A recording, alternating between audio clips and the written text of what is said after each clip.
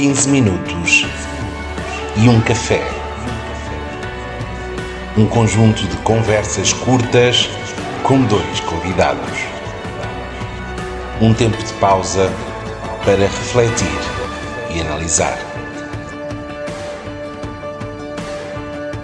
Olá, Henrique. Olá, bom dia, Mário. Bom dia.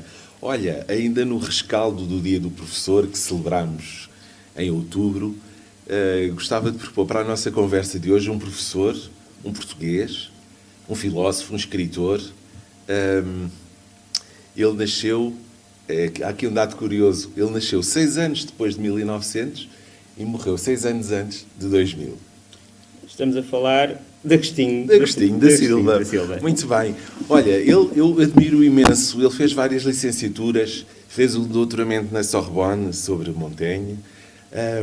E em Portugal acabou por ser afastado do ensino porque se recusou a assinar uma declaração em como se comprometia a não integrar, a não se associar a famosa Lei Cabral. Exatamente. Porque muitos dos pensadores portugueses da altura passaram também. É verdade que temos que ver que naquela altura, estamos a falar do início do século XX, 1920 e pouco, na história portuguesa também toda aquela alteração do espaço institucional, não é? No pós-república, no pós-início da República. E sim, o Agostinho da Silva foi um dos pensadores da altura, como tu disseste, com uma formação extensa, com uma reflexão extensa, que esteve no centro dos conflitos, por assim dizer. Ele acabou por fazer a nossa ponte também para o Brasil, porque com mais ou menos 50 anos, depois de ter sido preso e ter estado exilado, foi para o Brasil e no Brasil funda 4 universidades.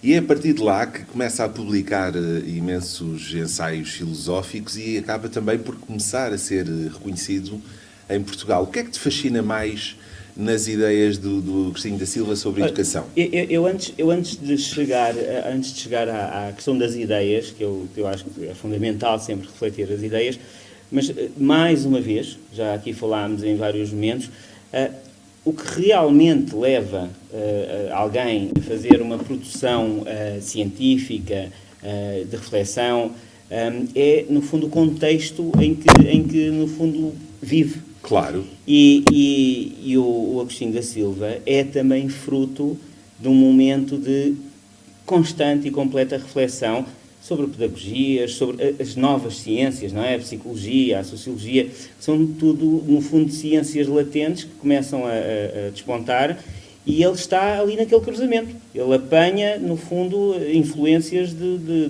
diversos autores e de diversas reflexões, não tanto como nós estamos agora habituados, temos a internet, temos os livros, mas ali também uma vivência muito das tertúlias, do café, das conversas, coisa que se calhar nos faz falta. Nós estamos aqui nos 15 minutos de um café para repor essa normalidade das coisas. Mas voltando a esta questão, o que é que na realidade marca a diferença com o Agostinho da Silva, e eu gosto muito desta ideia. A forma que ele, de alguma forma, encontrou para produzir conhecimento, e é muito engraçado, foi de escrever biografias sobre outros autores. É muito interessante esta lógica de vamos conhecer as pessoas, vamos conhecer o pensamento, os escritos, e depois vamos refletir sobre aquilo que nos deixaram. E esta é uma das coisas que eu acho distintivo no Agostinho da Silva, porque não só para ele, porque vai construindo o seu próprio pensamento e a sua própria reflexão de acordo com aquilo que vai, no fundo, encaixando das várias pessoas sobre as quais reflete e sobre as quais escreve, mas esta lógica de o estudo do outro para, no fundo, desenvolver... Sim, isso foi determinante. Uma das coisas que mais me fascina é o respeito pela diferença, pelo excepcional. Ele considera que cada um de nós, cada ser humano, é único, é extraordinário. E traz esse pensamento para a escola.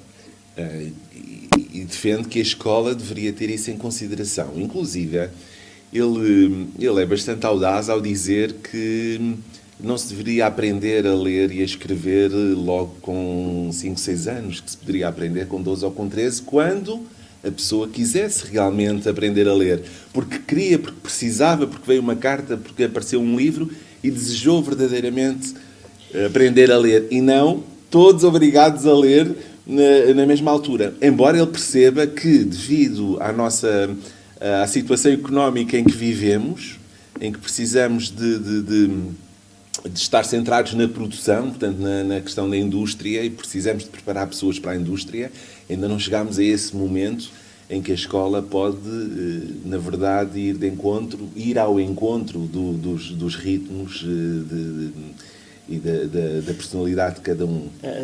Sobre isso, eu recordo uma daquelas célebres entrevistas que passaram na RTP. Sim. Foram 3 entrevistas magníficas, que eu aconselho a procurar no YouTube e a perder tempo com algumas delas. Mas eu lembro-me, ainda em fase de formação profissional, eu próprio, e tê-lo ouvido numa dessas entrevistas explicar esta perspectiva de como é que nós aprendemos. E foi uma coisa que me marcou, até diria, para a vida profissional. E ele dava este exemplo, como tu referiste. Uma criança não precisa de estar sentada numa mesa com mais de 10 ou 15 à volta e com o professor à frente a dizer como fazer qualquer coisa. Contudo, há que criar uma motivação para. E ele contava uma história em nome próprio, um sobrinho, com quem ele estava, e dizia ele: eu recebi uma carta, disse-lhe que era da tia dele, e deixei a carta por ali, e às 2 por 3 ele queria saber o que é que dizia a carta, e dizia: oh tio, mas o que é que diz a carta? Eu já li, eu sei o que é que diz e tal.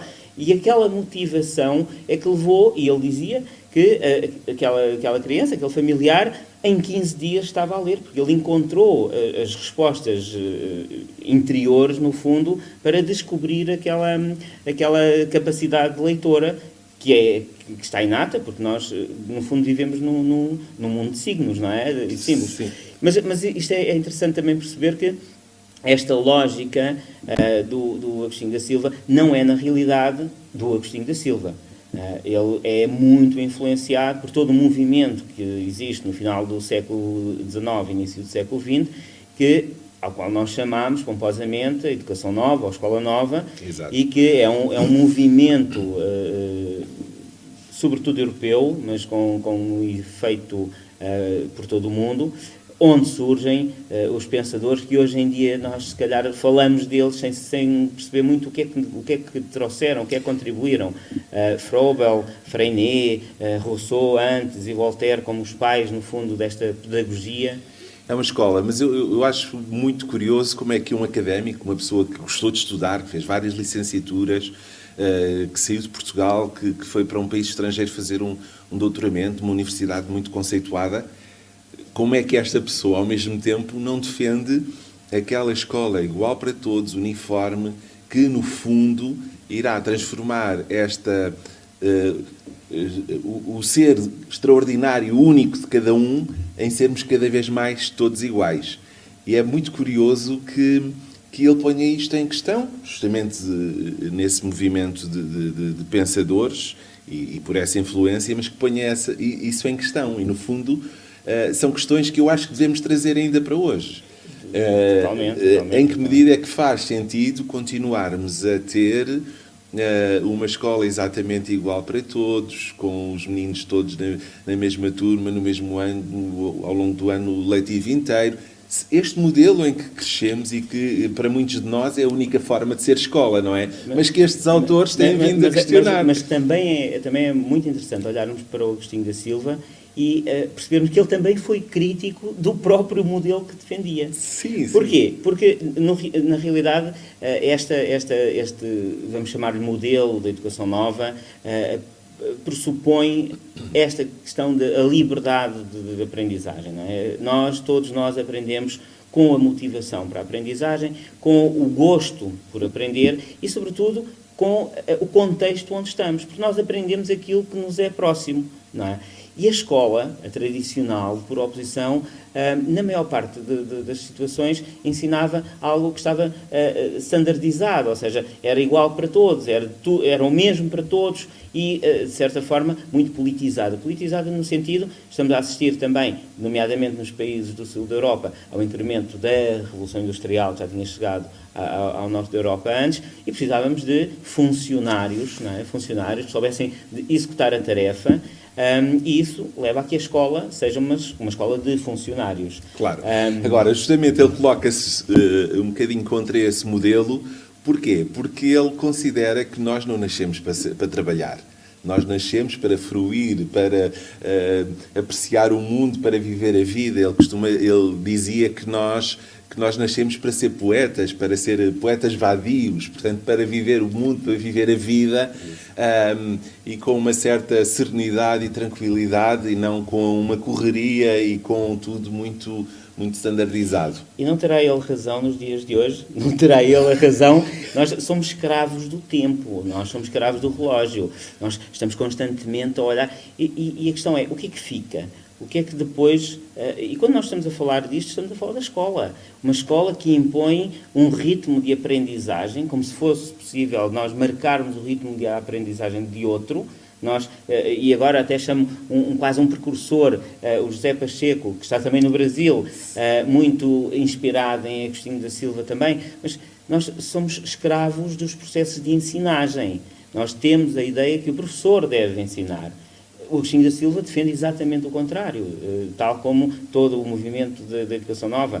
A criança é boa por natureza, como dizia o Rousseau, não é? A criança nasceu boa e então é a educação, é o contexto social que a vai alterar. O Agostinho da Silva traz-nos isto de uma forma muito vincada. Nós somos bons.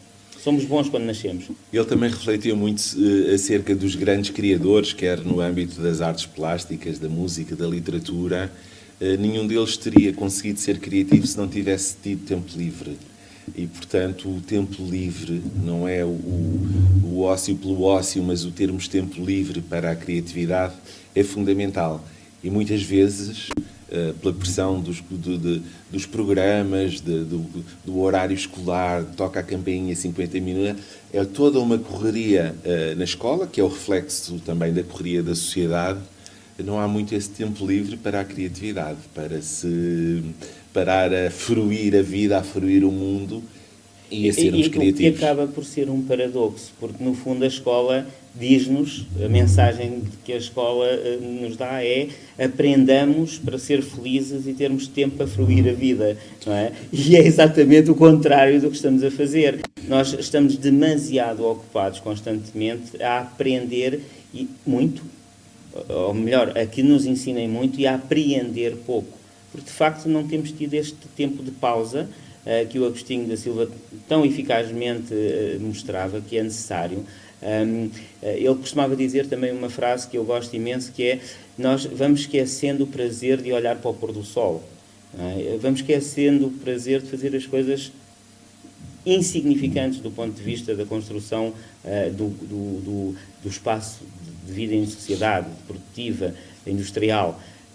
Talvez seja o tempo, talvez seja a mensagem, talvez seja o tempo de repegar nesta função fabulosa da aprendizagem, que é o fruir.